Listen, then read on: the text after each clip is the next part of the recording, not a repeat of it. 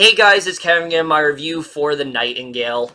And what The Nightingale is essentially about is we center on the character of Claire. She is this 21-year-old convict who she's been there for about 6 years, and her master has been abusing her constantly, and so she's now trying to break free. Her husband gets word of what's going on, and very quickly, when he tries to revolt and tries to, get his justice, he and her son end up brutally murdered by her master and a bunch of his cronies as well. And so the rest of the film is now her vowing to get revenge and basically doing whatever she can to survive and get out of this situation. And she hopes to do that by getting the help of this tracker, Billy, who's an Aboriginal. And basically these two team up to seek revenge on the soldiers and hopefully finally get that justice that they've been longing for. So The Nightingale overall, I was very, very excited for this film. I mean, just knowing that Jennifer Kent had another film coming out that had me very excited, and that alone made me not need to know anything else. In fact, with this movie, I did something I don't do with most films. I went into this knowing virtually nothing. The trailer never played in my theater, and, most of the time I'm not able to do that because there's so many films I see in theaters, I'm bound to get the trailer, but this was one of the rare times where the trailer never once played in my theater, so I pretty much was able to go into this, almost completely blind, not really knowing anything that was going on. And I am very happy I did that because The Nightingale is easily one of the most powerful films of the entire year. It's extremely raw and definitely going to be hard to watch for some, but one that I think fully asserts Jennifer Kent as a true masterful talent for sure. But we're just getting to right now, starting off with the cast. And easily, that is one of the best things about this entire film. Similar to The Babadook, there are a lot of great talent. There's definitely more actors in this film than there were in The Babadook, but there's a really great rising star in here, similar to The Babadook, in the form of Aisling Franciosi, who blew me away in this film. And I've seen her in, a couple smaller roles, like in Game of Thrones and things like that before, but after this film, she has already, I think, asserted herself as a true rising star, and I loved what she did in this film. Just the lengths that she's willing to go as an actress, just in what is essentially her debut film, I think is fantastic. Claire is someone who, yes, she is very much a victim, but she's gonna come out of this, she comes out of this situation as a badass, and she's gonna do whatever she can to go after the people that have wronged her, and will do whatever length she can to do so. And just the emotional complexity of Claire, someone who, she's just going through so much and frequently haunted by, visions of her past and things like that. Franciosi just did such a great job with, especially when you just see the rage that's just building up inside of her. I mean, she's had to be very quiet about it for a while, but now she doesn't feel she needs to anymore, and she just completely lets it out. There's one scene where she's just wailing on this one character. I don't want to get into it too much, but oh my god, she absolutely killed it there. I love what she did in this film. She gives easily one of the best performances of the entire year. Just such an unflinching and fearless performance, and I absolutely loved what she was able to do here. Her range is it's far grander than even actors that are seasoned, and I think she just did such an incredible job, and I cannot wait to see what she's going to do next. I wasn't all that familiar with her as an actress prior to this film, but I definitely hope to be after this, because I think she is a real talent for sure. And similar to her, another great rising talent is Baykali Ganambarr as the character of Billy. I thought he was phenomenal here. Billy is someone who should be the enemy of Claire. He's someone who is black, and Claire has been told that blacks are the enemy in that way. But these two, they have a very similar past. There's a lot that these two have been through, and the way that these two team up and their ally, I mean, he just does such a great job here. There's a lot that Billy has been through personally, and you really do feel for him as a character, maybe even more so than Claire, and I think he does a really great job in this film. The chemistry between these two is just so electric. You really do feel for them in this circumstance, and I think they both just did such an incredible job here, and easily one of the best things about this film. As far as the rest of the cast goes, everyone else does a really great job. Sam Claflin, this is a guy that I've seen in many films before, but I never really feel like he's had that huge star-making turn. He's always been an actor that I've enjoyed, but I've never really seen him stick out, and that changes in this film. I mean, the character he's playing here has to be one of the most despicable and just evil characters I've seen in so long, but Claflin just completely relishes in doing so. He really makes you hate this guy. Just, this guy is so menacing and merciless, and he'll do whatever he can to make sure that things go his way. He's doing whatever he can to make sure that his reputation isn't ruined in that way, and I thought he did such an incredible job in this film. And even when he is at his worst, Claflin remains a standout. I mean, this is a guy who in most films would be portrayed as very charismatic and very approachable, and seemingly he is, but there's a very dark exterior that we really do get to see unfold here, and it is brutally done the way he handles it. But I think Claflin did such an incredible job, and I really hope he continues to tackle stuff like this, because I think he's a real talent for sure, and it very much shows in this film. Damon Harriman, I thought, was very good here as well as one of the cronies. I thought he did a really good job. Harry Greenwood's very good. Michael Sheasby, even though he doesn't have a lot to do as Claire's husband, he does a really great job here. Really, everyone definitely gives a very memorable and effective performance here for sure. But now I have to get to the directing and the writing, which, I mean, going into this film, that was immediately something I knew that would stand out. But honestly, I think Kent even topped her directing in this film. Now, while I don't think this film is as good as The Babadook, in terms of directing and writing, it might be, because I feel like Kent's passion was even grander here. I mean, unlike The Babadook, which, you know, that was a film that really substituted horror for, you know, the effects of trauma and grief and things like that. This film really isn't a horror film in that way. I mean, sure, you can look at it as one because of how brutal and just ugly things are, and how horrific the tragedy that Claire is undergoing at the time. But it really is more of a psychological drama in that way, and that's something that I was very impressed by with Kent here. She clearly has a knack when it comes to telling stories like this, and I think she did a really great job at depicting this world that is just really ugly, and one that you really don't want to be in. But I think overall, her directing here, she just has such a confidence to her. You can see the passion she has, and also just the emotion she has in this film. She pours out so much of it here. She really doesn't shy away from some dark stuff, and it takes a true talent to pull off the things that she does here, but she does it with flying colors, and I really do think she's asserted herself as a true talent for sure. She's definitely one of those directors that I cannot wait to see what she does next after this film, because I think she is just such a phenomenal talent. But her writing as well is so good here. I mean, again, similar to Babadook,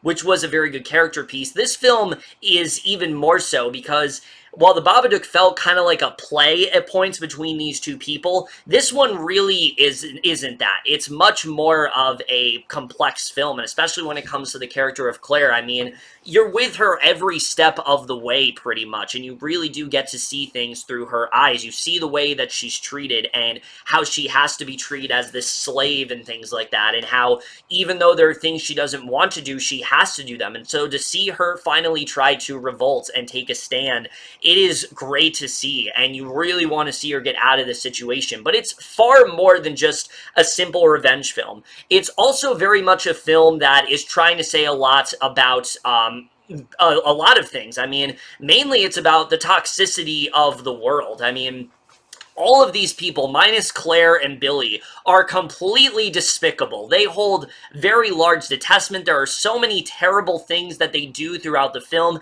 and they don't seem to care very much. They laugh it off. They see it as funny. They don't treat Claire seriously. They don't treat Billy seriously. They don't treat Billy's group of people seriously. And it's very hard to watch, but I feel like it's a really good commentary on just how vile people can be. And you really do get to see that here. And especially when it comes to the racial stuff going on, I mean, it is incredibly brutal. And I would say to the level of 12 Years a Slave at points. I mean, the stuff you see in this movie, it just feels so brutally raw, and That's the main thing that I am going to say, is that this film is very realistic and very hard to watch, and not just because of the complexities and the nuances, but really just its depiction. I mean, it's extremely graphic. It does not hold back at all, and for some, I can see people getting a bit uncomfortable by that.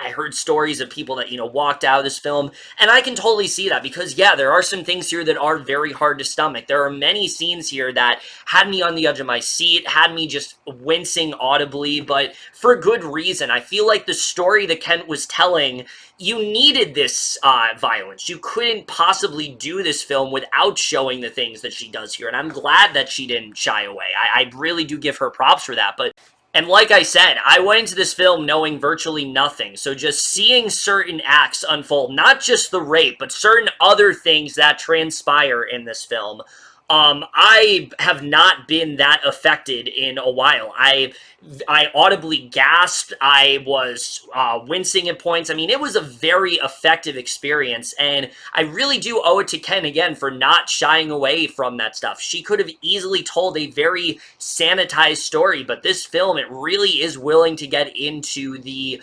real nitty-gritty of what went down in that time period, what these characters are really going through, and how hard it is for Claire or someone like Billy to be in this time period. And it's very horrifying to watch in a way, and that's why for some people this might be considered a horror film, and you can definitely see it as one. It's just, for me, I definitely think it's more of a very psychological drama in that way, and I think they do a very good job with that here.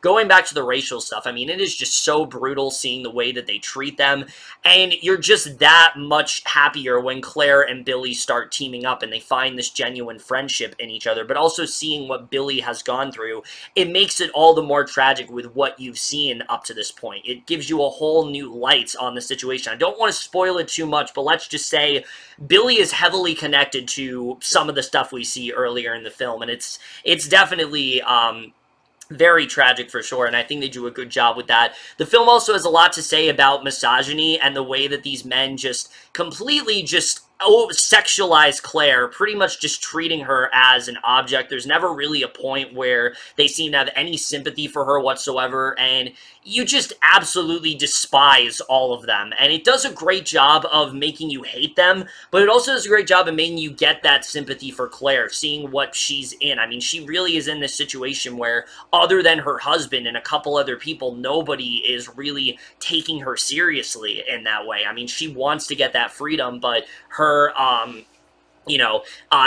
master's adamant on making sure that she stays his, and it's just really hard to watch in that way, but it definitely does a good job with that. Also, toxic masculinity. I mean, these guys, they feel that they are on top of the world. They feel that nothing can stop them. They feel that what they're doing is right in that way, and I think they did a really good job with that. When you are depicting characters like this that are so inhumane and so disgusting, it's easy to depict them in a very cartoonish way, but they really do it, but she really does it in a way where it feels like these were real people. These were probably how people acted in Australia at that time, and it's very, very scary to think about that there was once a time when things were like this, but it sadly seems very true, and that's something that I do very much applaud Ken for, like I said, is not shying away from these very, very graphic themes, but I think she does an excellent job with that, and just seeing the brutality of these men and things like that, especially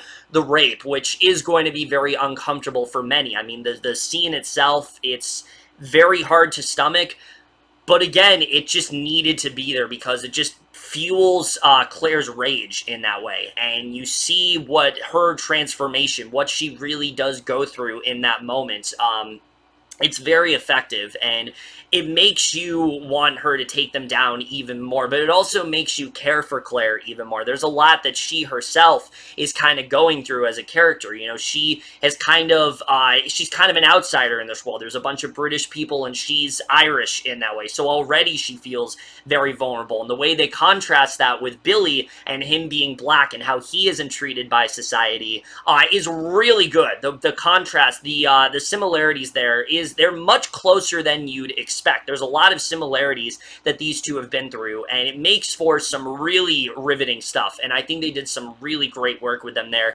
But the film also has a lot to say about revenge and how even though we want Claire to get revenge, it's also starting to push her over the edge a bit. And you can see how this is starting to mess with her mind. She will often have visions of like her husband or her dead baby. And, you know, you really do see how this is starting to break her in that way. And you're really hoping that she doesn't completely lose her mind, but you can see how it's starting to affect her in the way, and I think that was also very effective. You know, a lot of films make it seem like, oh, revenge is a great thing, and while this film is very much on the side of, yeah, you want her to get revenge, it also shows how much that can mess with a person, and how much damage this can do to someone's psyche, and especially for someone like Claire, who has been through what she has, you know, you really do see how much this messes with her mind, and I thought they did a really good job with that here.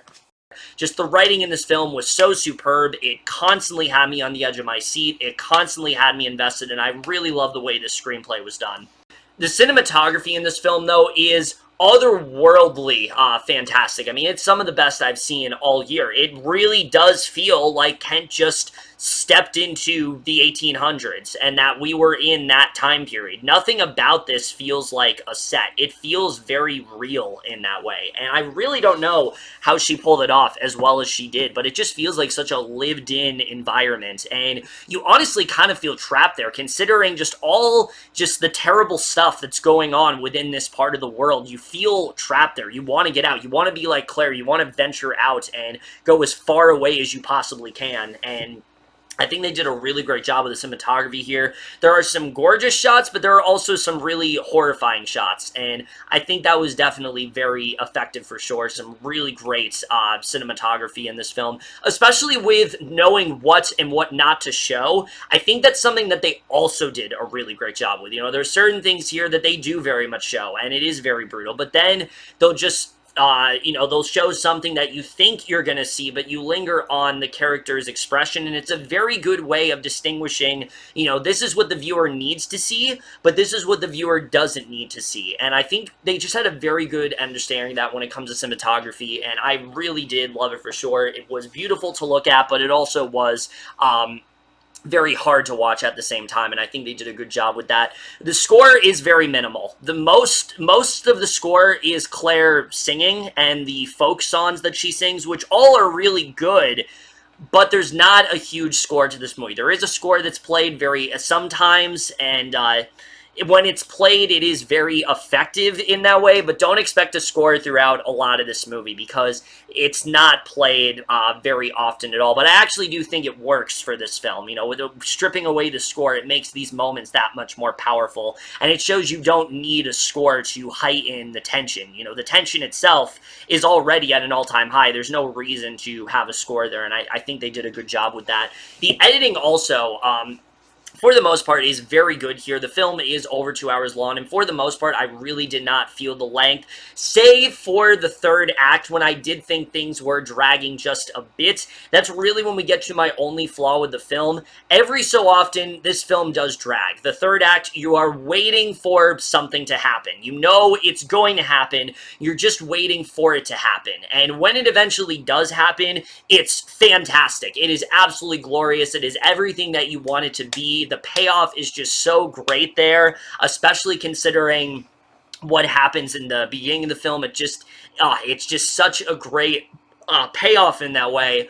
But then there's about 15 minutes left, and I did feel it was, and before that scene and up to then, I did feel it dragged every so often, but the actual ending, I thought was very effective. I really liked what they were trying to do with this film overall, and while I do think there were points where it dragged, it does have some small pacing issues, it really did not deter from my overall enjoyment of this film. At the end of the day, this is a film that I absolutely adored. It's very hard to watch for sure. I think for some it is going to be too much, and I can totally understand that because of the subject matter. There are things in this film that you truly are never going to forget, but I think it's also a very insightful commentary on just again, just the vile and disgusting side of humanity and what that really does to a person, and how much, you know, that can affect a person and what that can make them do. I think that's a very effective part of this film. It's very much carried by its two leads, Aisling Franciosi, as I said, especially. I think she's going to be a huge star after this film. I cannot wait to see what she does next.